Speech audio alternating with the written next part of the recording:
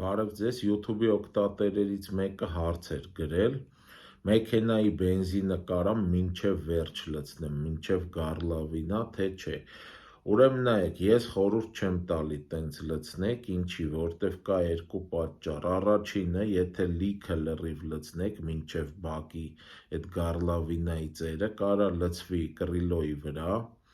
կռիլոյի ներկը կարա փչացնի։ Իսկ եթե ներկացա թազա այդ կռիլոն, շատ ավելի շուտ կփչացնի։ Այդ առաջի պատճառն է, որ չարժի։ Երկրորդը,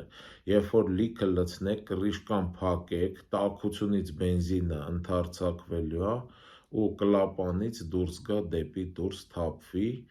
ինչի հետևանքով սալոնում վատ բենզինի հոտ է ընկնելու։ Դրա համար